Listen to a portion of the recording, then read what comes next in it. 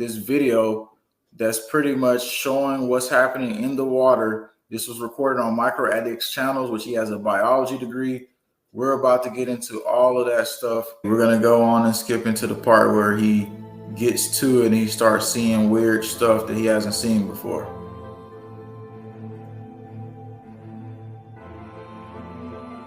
Okay, now we're going to skip to the next part when he shows a cell around the outside of this. You see this right here on the screen is a circular thing around this cell.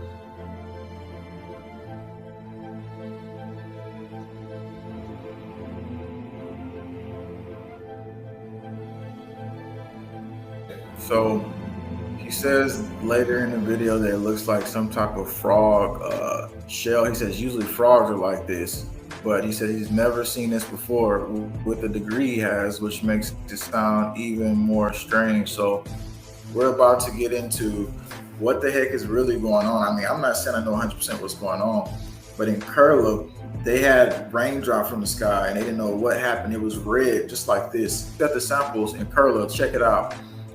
Did that look anything like what we just saw? I don't think so. So that wasn't the same thing. And even the microbiologists are like, what's going on here? We don't know what this is. So they was trying to say this was like from some other world or extraterrestrial, all this stuff. But is it some form of geoengineering?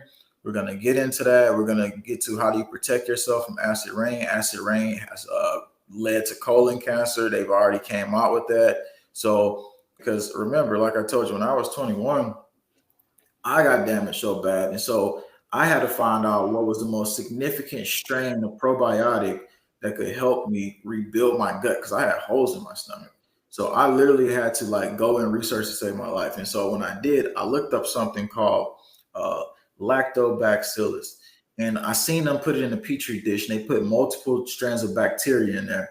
And you know what happened, Jay? What happened was it started literally radically destroying every other bacteria in it. So we're going to get to some of the stuff that people can do here. But first, before we get into that, we want to look into this real quick. Mysterious solar shockwave has cracked Earth's magnetosphere. That's happened recently. Yes. And then remember they told us, Jay, they said a swirling mass of plasma raining electrons observed above Earth for the first time, which was very strange. So we not only have acid rain, but they're saying we have swirling, raining electrons, the magnetosphere being cracked. What in the heck is supposed to be happening here? Yeah. Okay. First of all, that's not the first time. Okay. I hate it whenever people talk like that, but they're speaking for themselves. They're saying it's my first time seeing the plasma up above the world. The ancients have been describing that same exact swirling plasma for hundreds and hundreds of years. They just used, different descriptions of how they saw it. Cause sometimes they might not know what it was. So they're describing it, but it's definitely not the first time that it's happening. And I believe that we're headed towards cyclical resets that I talk about on my channel, right, from time to time. For example, the Great Flood of old, that was one cyclical reset. The next one is said to come by fire from the skies.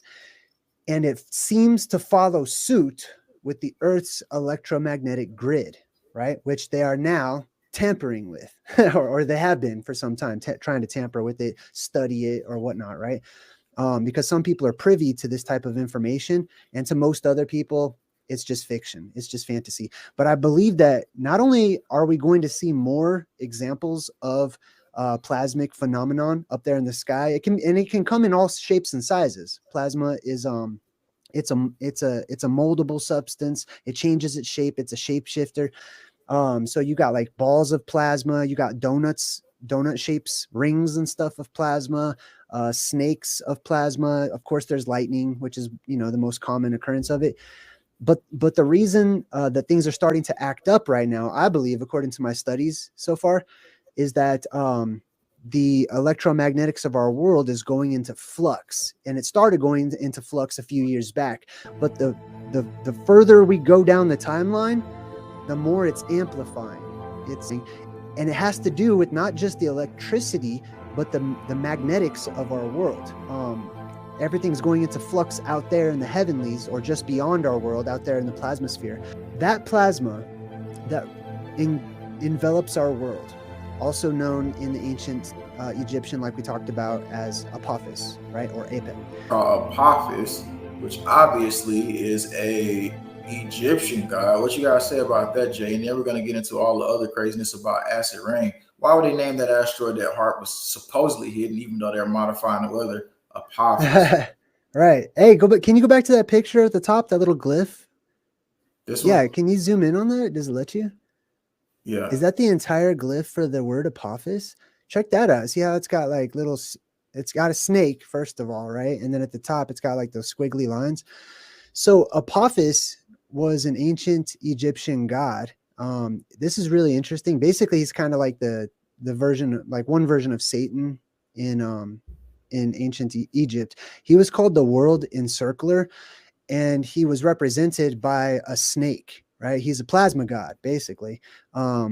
Oftentimes the plasma that came down from above, it wriggled about, it spiraled down in, and it moves very slowly, as seen from the surface where we are. Whenever we look hundreds of miles up into the sky, that plasma is influenced. Right now, it's being kept out by the magnetosphere, by the Earth's magnetic energy, because the Earth is a giant magnet, according to Tesla, at least. And whenever that magnet, when that magnetic power goes into flux and it starts creating little vortices and eddies and stuff like that, you got some parts that become weaker, some parts that become stronger, because it's starting to go into flux before eventually it's in full flux, where we get the neutral point and it goes down. But while it goes into flux, you're going to start to see the plasma out in the sky, basically outside of our sky and inside of our sky, also reciprocate. It's going to go into flux as well. So you're going to see various anomalies and larger instances of it and smaller instances of it and stuff like that. Wow. See, when they said first time, I already knew it wasn't first time, because that's what I said. They say, I wanted to hear what you had to say about that, because you get deep into it and get me on. So basically, we wanted to talk about, they said acid rain leads to colon cancer. So we wanted to go in and look into the studies for you and tell you what you should do if you got rained on by acid rain. So this part right here is important. So pull out your notebook, pull out your celly, telly, whatever you got, write it down. Obviously, the first one is obvious. It's obvious to wash it off instantaneously.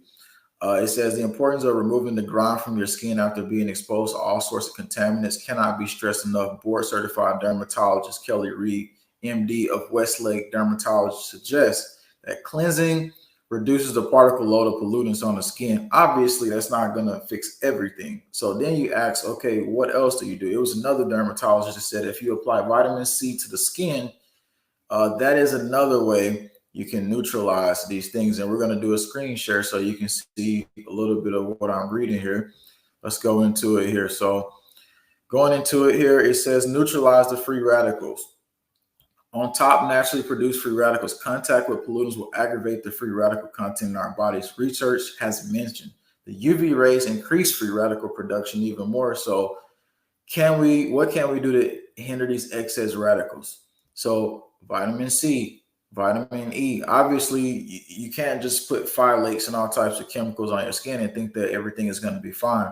So it's important to get something that's really good, that's really, really helpful for you. And then look into this study here for your colon, because it leads to colon cancer.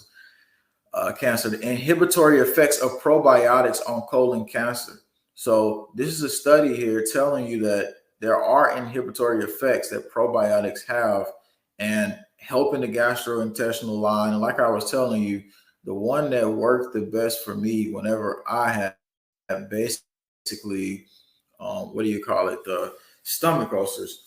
What worked best for me was lactobacillus. Now, it's multiple strands of lactobacillus.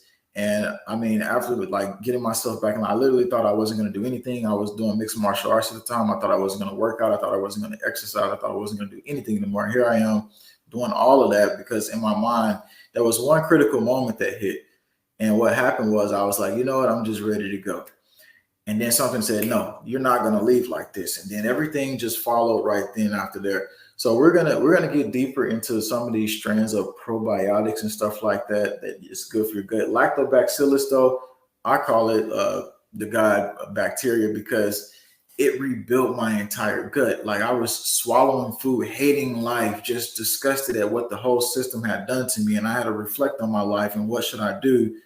And now that I'm doing this, it's like, okay, I used to get caught up in all the fear of everything. And then I realized, like, wait a minute, I researched to save my life. So why can't I try to at least put some research out that helped me that could potentially help others? So that's exactly what we wanted to do here today. And as far as the whole plasma apocalypse, Jay, did you want to add in anything else on that, or any effects that you've suffered from just the system and, the toxic stuff that's being dumped on us?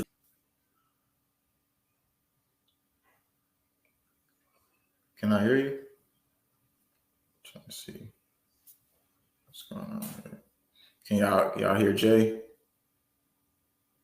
Oh, my bad. I'm so sorry. I muted the mic. Oh, okay. All right. Okay. I didn't want to hear me typing. I was typing earlier. Okay. Yeah, I said I have all kinds of stuff to share about that. All right.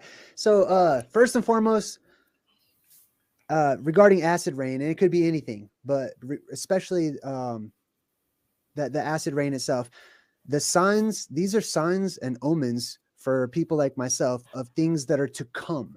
So these are the beginnings of things that are on the way for people like me. These are the indicators as well of the current condition in our world.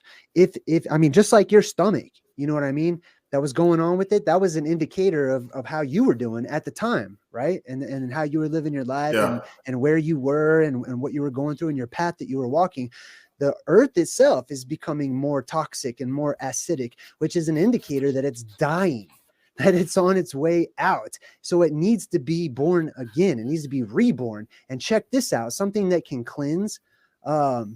Just speaking of, like, the stomach stuff. I mean, I like baking soda a lot. So I'll take some baking soda every once in a while, just to balance out all the acidic toxicity in my stomach. Damn, where was I? My bad. You're talking about balancing out your stomach, the world becoming more, yes, toxic. So check this out. So another thing that is, that people are worldwide doing studies on, as they're just tapping into the potential of the subject, is the powerful ability of plasma to cleanse. It acts as a sterilizer. So whenever our world gets the worst, when it gets the dirtiest and the most poisonous and toxic that it is, that, according to the ancient myths and legends, tends to be the time when we need help the most. When that help is needed the most, when it's not just we as in humanity, but the earth itself. And so we say we, including the earth itself. But when that time comes, when we are in dire need, because the earth itself is it basically wants to throw up. It wants to get rid of all of its impurities and whatnot. So the world opens up, and all of that plasma up there in the plasma sphere around us is let in, because the magnetosphere has gone neutral. It's no longer holding back the plasma. All of that plasma comes in. It's seen as the destroyer, but what it's really doing is it's purifying through destruction. It's getting rid of all of, just like how you were talking about how you put that one thing and it started destroying all the other bacteria or whatnot. That's the same purpose that the plasma in and outside of and around our world, that's the same purpose that it has. And then also I was going to say, as far as like the acid rain and whatnot, like there's all the chemical spraying that's going on in the air. It's very obvious to many of us. It also creates what I've dubbed government snow, which is like, like I like that video that you shared where you showed that girl holding up the snow. It looked like cottage cheese or something. Right? I've seen that. Cottage cheese. Over here, it looks like Dippin' Dots. You know Dippin' Dots? The little ice cream. Yeah, I know that little ice cream, man. I meant to put out the photo of one of the subscribers here who her hand started bruising up. So I'm gonna put that out in another video down here. But go ahead, Jay. Keep going on. The cottage cheese snow. You said you've seen it? Yeah. Oh, I've done my own experiments on it and stuff, and played with it and stuff like that, just to test it out. I've done all kinds of tests on it. It's really weird. It's very much like little tiny balls, basically. So check this out. My theory is that whenever they spray whatever it is that is up there, okay, whether it be, they're particulates, whatever they are, right? Those particulates especially in colder regions like here in Colorado, they act just they develop exactly how rain develops, and things start becoming electromagnetically attracted to them. So they start taking all of those particulates onto themselves, and then it turns into a ball, like a little sphere basically, or it's kind of like a ball shape basically. So oftentimes in this government snow, you have like hundreds and hundreds of little balls, or sometimes they grow to make bigger balls or whatever. And that's what it looks like, this government snow. So imagine that the rain is the exact same thing. It's just that each one of those drops is whatever the particulate was that they had sprayed, and then it has gathered onto itself the water around it basically. So it's basically impregnated with toxins. Wow. So it's like just like all combining together, you're saying in one, because they do have certain things. I mean, it's the nanotech, it's the other stuff, and they're just like, oh, we're gonna give you that government rain, boy. You're gonna get some government rain. We got some cheese for you there. But the thing is, like, when I was looking deeper into it, the acid rain, and like we was talking about how the world on the spiritual level can like make themselves high, because there's so many people that's just like all into the fear, and that's not something that I'm really highly into, because I mean, I did mixed martial arts, and I already know the enemy needs to beat you by psychologically manipulating you. And if you're afraid of your enemy, you can't focus on how you can win. We have the power to develop our own way of civilization, but yet we're still choosing to be dependent on every single thing, and we're choosing to be afraid. Oh, the acid rain, I'm afraid. No, don't be afraid. That's why we're presenting solutions. Oh, this is gonna happen and we could die by a tsunami. Don't be afraid of that, because I said a tsunami, that's comedy, but tsunami, I'm saying like the fact that people are in that fear, like I don't have that fear.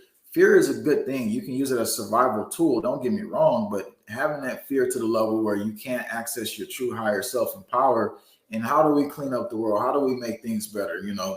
That's another big question I wanted to ask you. Like you was talking about the plasma apocalypse, the magnetosphere, and the upbringing of the spiritual community and ourselves. The first thing is developing ourselves first, the battle from within, the paradox that runs us all. If you're not standing up to yourself first and then looking at how you treat others, that's the biggest part. And myself included, I'm on this journey myself, just like, and thinking of a greater collective every single day, because I know that this is so highly important what we get up here to do. And I'm not trying to be a hypocrite. I'm coming up to actually put out information to make change, just like what happened in my life specifically. Nobody helped me make change, though. I had to be the one to say, I want to make change. And that's what everybody has to do. They got to be the one to say, I want to make change, and then take action. So taking steps on that action, Jay, like, what do you think that a lot of people should do, not just on a health level, but on a spiritual level? Oh, I love it. All right, cool.